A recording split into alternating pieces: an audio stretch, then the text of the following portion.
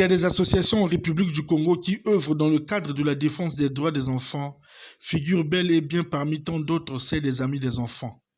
Son président Siani Keve-Yoka que nous avons rencontré nous parle de l'objectif fixé par sa structure ainsi que le bilan à mi-parcours des activités réalisées depuis sa création. L'association Les Amis des enfants a été créée le 25 juillet 2008 ici à Brazzaville. Donc on peut dire que l'association Les Amis des enfants a totalisé 17 ans d'existence. En créant l'association Les Amis des enfants en 2008, nous avons fixé un seul objectif qui consistait à œuvrer pour l'épanouissement et les meilleures conditions de vie de l'enfant. Donc vous comprendrez par là que cet objectif va de pair avec la défense des droits de l'enfant. Effectivement, depuis sa création, nous pouvons dire que le bilan est positif. L'association Les Amis des enfants a atteint l'objectif qu'il avait fixé dès sa création. Parce que nous avons commencé avec les activités ponctuelles qui consistaient à assainir les milieux publics, notamment les établissements scolaires, à organiser aussi les ateliers civiques et moraux concernant l'ensemble des enfants. Et nous avons aussi organisé une vaste campagne de sensibilisation sur le VIH-Sida, dont plus de 11 000 enfants avaient été sensibilisés sur les signes et les symptômes de cette pandémie qui est le VIH-Sida. Cet acteur de la société civile nous a également signifié les types de partenariats avec qui son ONG coopère pour l'épanouissement et les meilleures conditions de vie des enfants. Concernant les partenaires, d'abord, nous pouvons dire que au niveau national, l'association Les Amis des enfants coopère étroitement avec l'Observatoire congolais des droits de l'homme. L'Observatoire congolais des droits de l'homme que nous avions travaillé ensemble sur le projet Mandat en 2018, le projet Pacte de 2020 à 2022. L'objectif était de lutter contre les arrestations abusives et la torture ici en République du Congo. Avec le financement de l'Union européenne et NED, alors ces projets avaient abouti et nous avions récolté de bons fruits. Donc, rappelons aussi que l'association Les Amis des enfants n'avait pas travaillé qu'avec l'OCDH.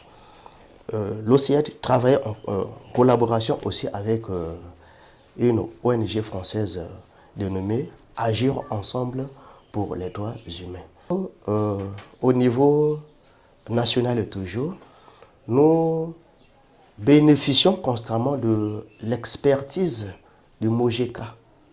MOGECA, Mouvement des jeunes congolais pour la réflexion et l'analyse. Donc constamment, nous échangeons pour les différentes formations. Et nous avons aussi de bonnes relations avec l'association Oluo Achua. Oluo Achua est une association des peuples autochtones. Dans le 16 septembre 2023, que nous avons administré une formation sur les droits de l'homme. Donc nous avons doté cette association des autochtones leur texte juridique pour leur permettre d'avoir une autonomisation juridique. Nous n'avons pas de relation particulière avec les organismes des Nations Unies, mais du moins les organismes des Nations Unies comme FUNEAP, UNICEF, PNUD savent que l'association Les Amis des enfants existe. Et chaque fois que nous avons un financement, que nous voulons mener des activités, nous envoyons des correspondances pour que ces organismes sachent que nous sommes sur le terrain. Je tiens aussi à vous rappeler que l'association Les Amis des enfants, au niveau de l'Afrique, est membre du réseau Grassroots Justice Network West and Central Africa. C'est un réseau d'autonomisation juridique composé des acteurs de la société civile qui défendent les droits de l'homme implantés dans les pays comme Kenya, Sierra Leone, RDC, Togo, Bénin, ainsi que le Kenya, Nigeria. Siani Kevin Yoka a aussi fait le bilan de l'année 2024 de sa structure et projeté les perspectives pour 2025. D'abord, je tiens à vous rappeler que le bilan de 2024 a été très positif parce que tout ce que nous avions programmé dans notre chronogramme d'activité, nous l'avions réalisé. Par exemple, les actions sur le plaidoyer, nous les avions menées.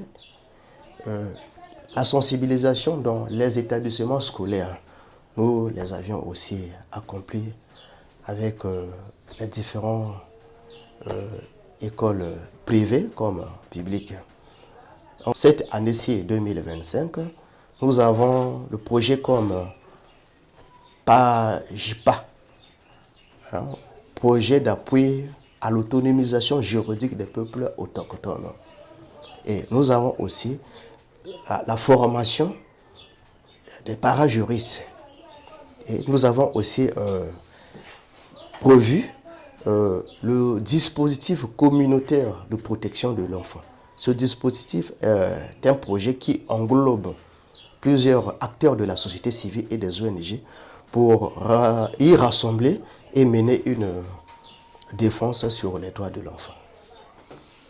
Le phénomène bébé noir ou Kuluna, c'est-à-dire l'ensemble des jeunes délinquants âgés de 10 à 25 ans qui sèment la terreur dans les différents quartiers de Brazzaville, nous l'avions toujours souligné lors de nos activités sur le plaidoyer que la société, la communauté toute entière est démissionnaire. Donc, ce phénomène est issu du fait que toute la communauté est démissionnaire. Si aujourd'hui, les pouvoirs publics, les parents, les enseignants, les leaders d'opinion peuvent prendre à bras leurs responsabilités, alors nous viendrons à amoindrir ce phénomène-là. Alors, qu'est-ce que la communauté devrait normalement faire? La communauté devrait suivre l'article 13 de la loi Pontignon qui édicte quelques principes sur le développement d'un enfant. Lorsque un enfant vient au monde, il a ses droits. Mais lorsque ces droits ne sont pas accomplis, ces droits sont violés, alors il faut s'attendre au pire. C'est ce que nous sommes en train de vivre. Rappelons que l'association Les Amis des Enfants a été créée en 2008 et totalise aujourd'hui 17 ans d'existence.